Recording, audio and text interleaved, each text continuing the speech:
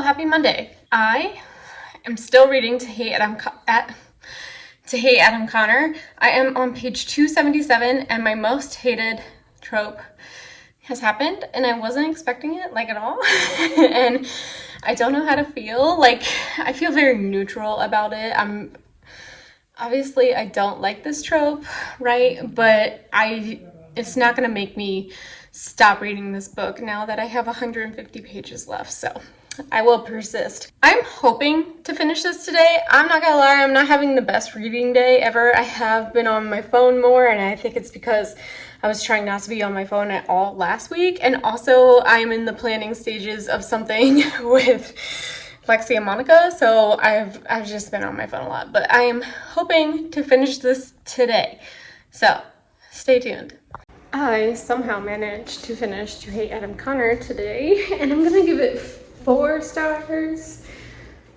4, that feels right.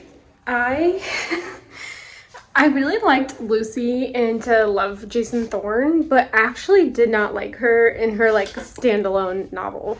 So make that make sense. I haven't decided if I'm even gonna keep it yet.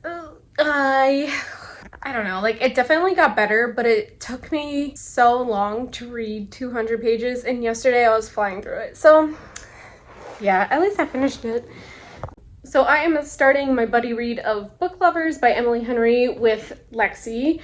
I was supposed to be starting my queer TBR, so like Wednesday. So do I think I'm gonna be able to finish this in a day? No, this is gonna roll over into June, which is fine. It's not a big deal. I am reading a couple other things besides just queer books, so not a big deal. I'm starting this.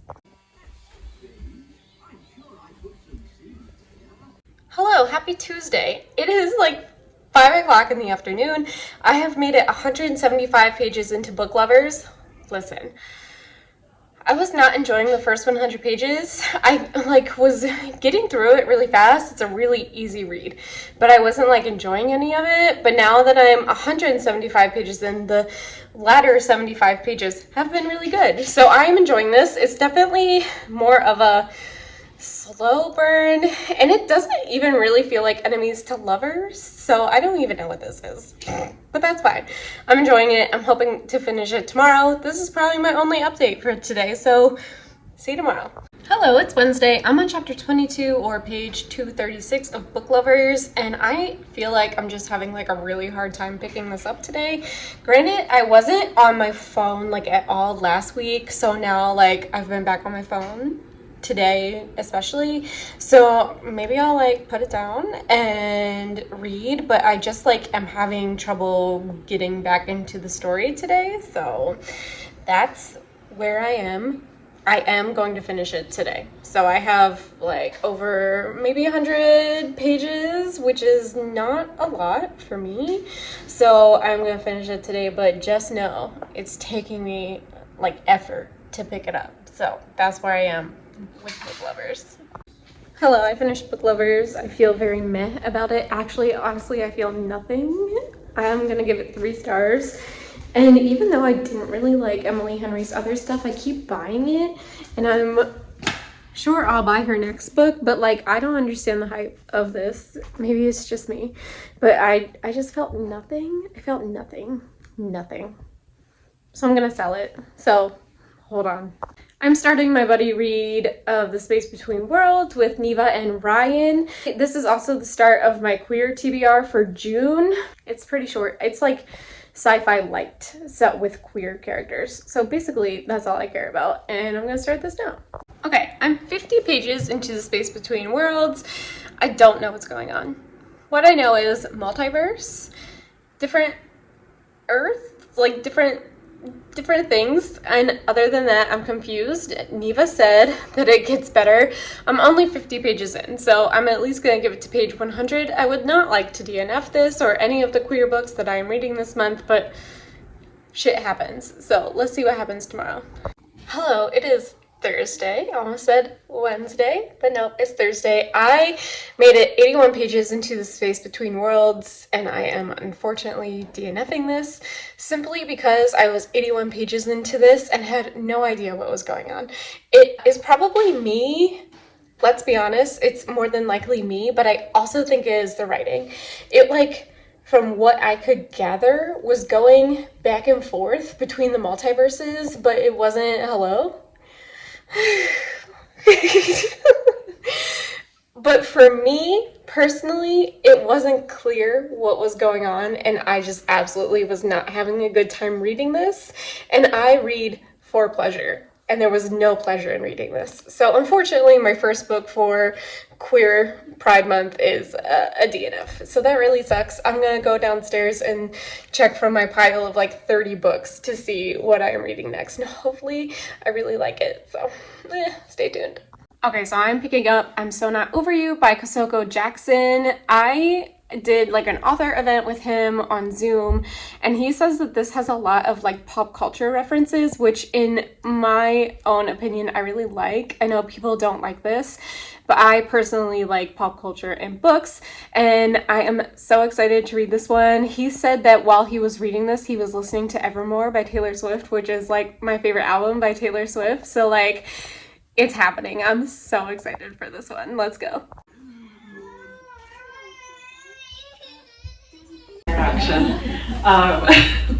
Alex E Harrow is a Hugo Award-winning writer living in Virginia with her husband and their 2 semi-feral kids.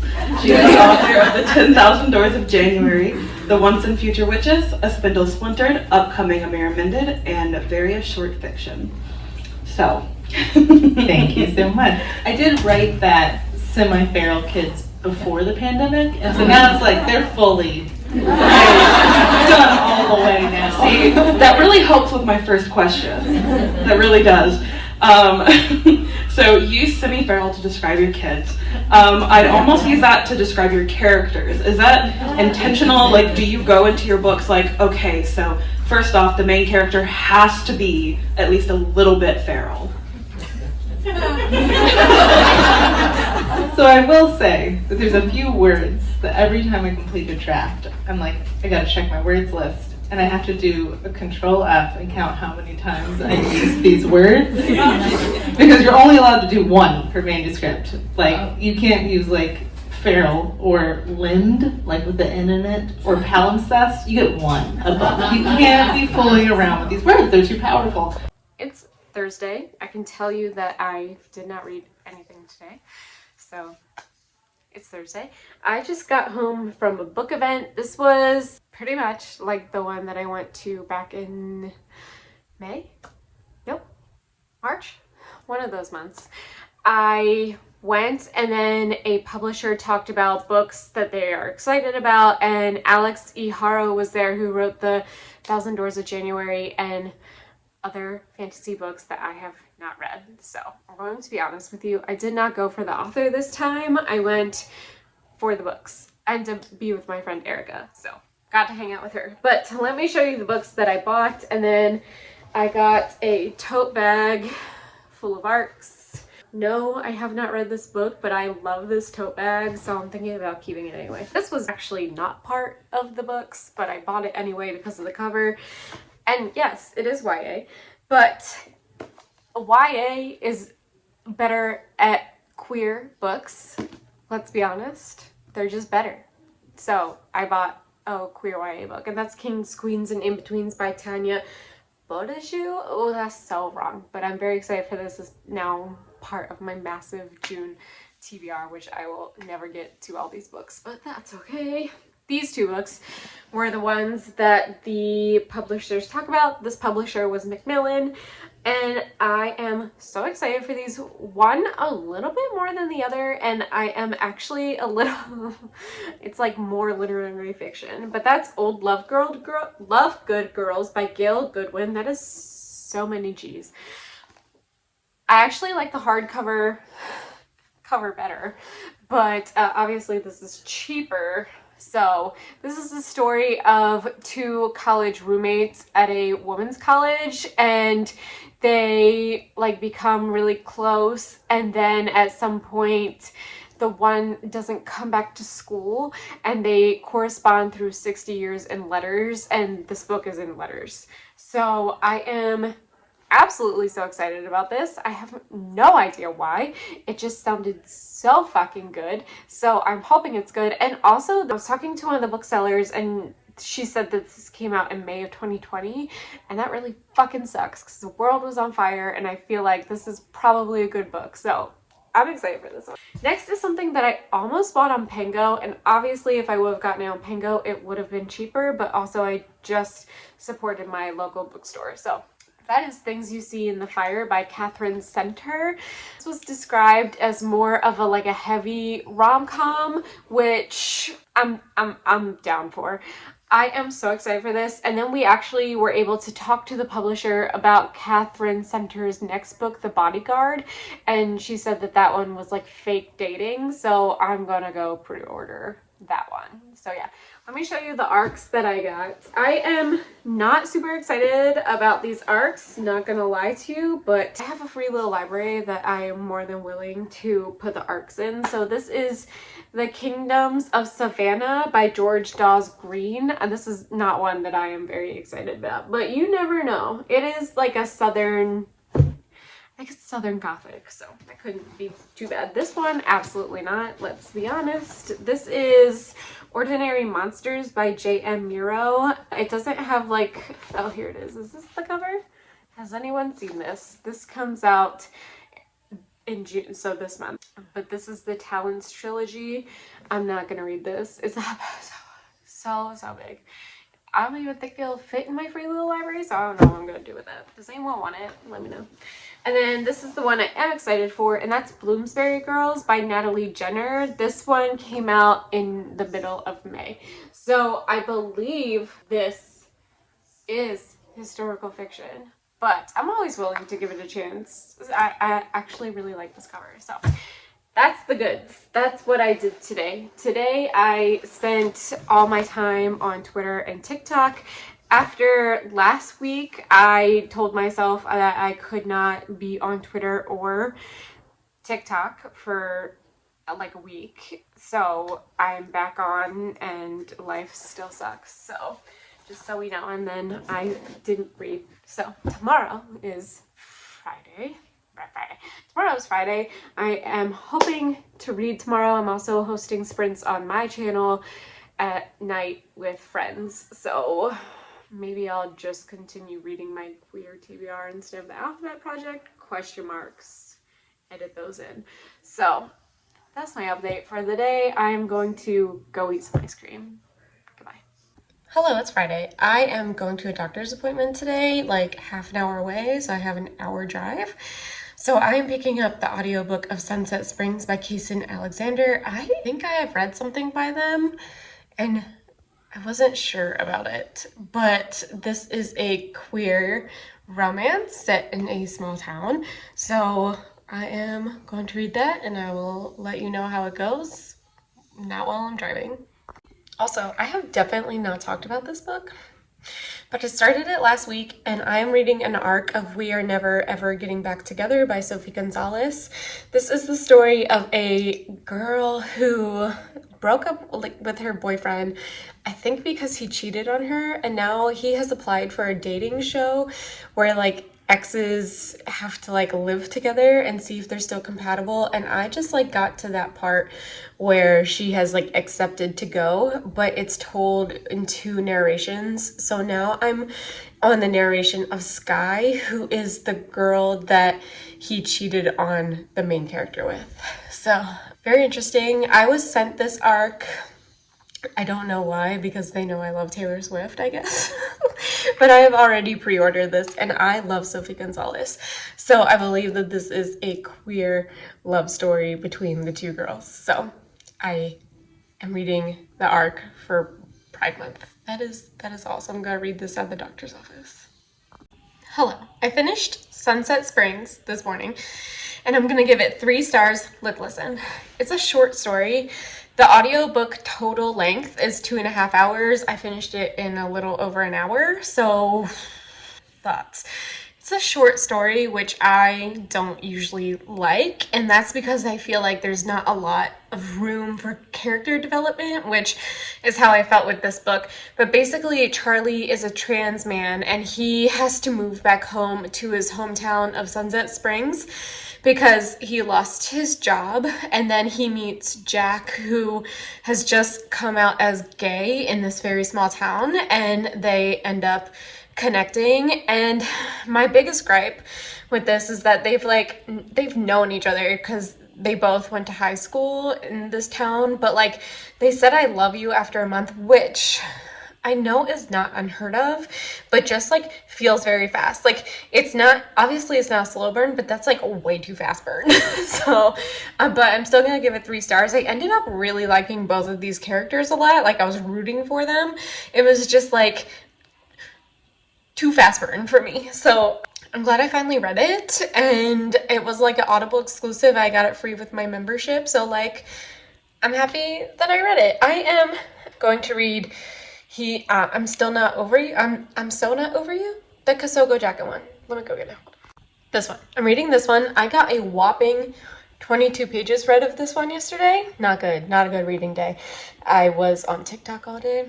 It happens. There's days like that. So I'm hoping, can I get to page 100 today? That's really all I have to do, get to page 100. I am doing sprints on my channel tonight, so maybe I'll just read this whole book today so I can stay on top of my ginormous queer TBR. So we'll see. I just got this from Pango. Why did I buy this? Do you think I'm gonna read it? Why did I buy this? I don't know. Okay, I finally made it to page 100 of I'm So Not Over You by Kosoko Jackson. This is the story of Kian and Hudson Rivers. Who approved that name anyway? Kian and Hudson broke up, and now Hudson needs Kian to like fake date him again to impress his parents, and it is not going well. Like you can tell that they absolutely do not like each other, and it is very tense. So I made it to the part where like they met up with his parents, and now I still have like 200 pages of this book, and I have no idea what's going to happen next. So like at this moment in time, I am not rooting for them to be together because all they've been doing is fighting. So I'm excited to see how like they get to endgame, I'm assuming. So that's it. Hello, it's Saturday. I'm 187 pages into I'm So Not Over You. I'm exactly 50% in.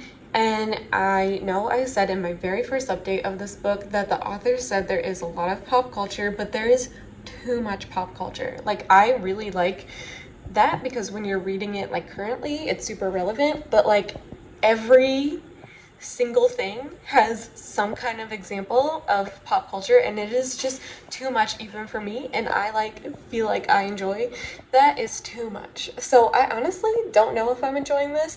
I'm right in the middle of it, and it seems a little slow. Like nothing is happening. It's taking forever for the plot to progress. So I'm gonna finish it today, but like I don't know how I feel about it. Listen, I have 50 pages left of this book and I absolutely cannot do it. It's putting me in a slump. So I'm doing a rare thing where I'm marking this down as read and rating it because I essentially finished it. Okay, 50 pages is nothing. I'm gonna give this 2 stars. Dude, I love nothing more than to support queer Black men who write queer Black romances, but I could, no. So the whole middle of the book takes place over a weekend, but it's so slow. The pacing of this book made no sense, and I assume since it's a romance that they end up together, but they were so awful together. Dude, I can't, I'm so, just put me in a slump. So I did not like this. I am doing a buddy read with Emily from Too Fond of Books. I will tag her down below, but we are buddy reading Yerba Buena by Nina LaCour. This is Nina's adult debut. I'm very excited about it. I absolutely know nothing about it. I got it for the cover, but I was very excited that I was on Book of the Month. We are supposed to technically start it tomorrow, but I might start it tonight during sprints so I don't get into a reading slump. But otherwise, you won't see me the rest of the day because I'll be on TikTok. So, see you tonight. I'm back. My Queer TBR video just went up, and Katrina from Katrina Brown commented and said that You've Lost a Lot of Blood by Eric Laroca, I was right, is queer. And I had no idea. I bought this because of the cover and because of the hype of their first book, which I don't have, and now it's being traditionally published, and I want it. This is 200 pages. If I stay off my phone, I can get this done today. So can I do it? Can I do it?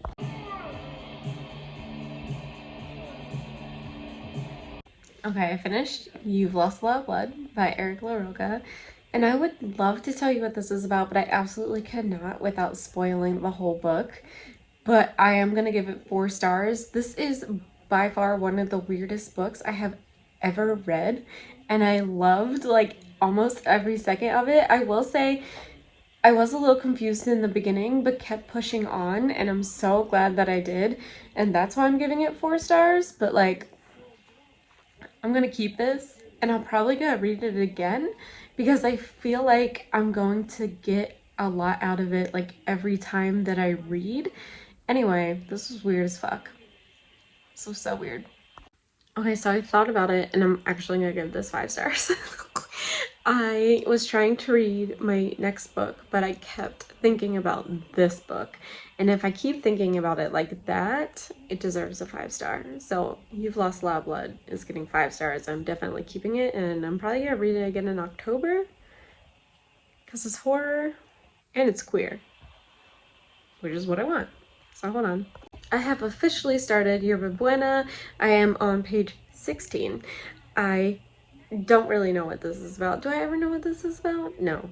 But I'm liking the writing so far. This is Nina LaCour's first adult book, but the writing is really good. Also, I don't know if it's just the book of the month copy, but this writing, the type is like 18 font. It is ginormous. So that's interesting for an adult. Normally an adult, I'm like squinting so I can like read even after my LASIK surgery. So like this font's huge, and that's all I have to say so far about this book. Hello, it's Sunday. I did not update last night after sprints because I was so tired, but I made it to page 98 of Yerba Buena last night, and I am liking it. I'm not 100% convinced about the writing, I guess. It's like not my favorite, but this is the story of Sarah, who is 14 or 16 when she runs away after her girlfriend dies, and she is trying to make it to Los Angeles. And then it's also the story of Emmeline, I think, and how their stories like combine when they're adults. That's what I know. 98 pages. Me and Rowan had a play date today, and my friend lives over a half an hour away, so it was an hour drive round trip, and I started listening to Late to the Party by Kelly Quinlan. I said in my June TBR that I wasn't positive if this was queer or not. Literally all the characters are queer. So I'm having a great time. This is the story of Cody, who is like very shy and very like set in her ways and only has 2 friends, and she's trying to like branch out. She's 17, she's a lesbian, she's never been kissed, and she's just trying to like get out there more. So this is a coming of age YA. I am not super into YA, but I'm really like, YA is so superior when it comes to queer books. Like adult romance sucks still. So if I can get my hands on a YA queer romance, then I'm about it. So this is what that is. That is my update for the day. I honestly don't think I'm going to read anymore today. I just feel like it's going to be a sit on my phone day. So that's it. I will see you in my next video. Bye.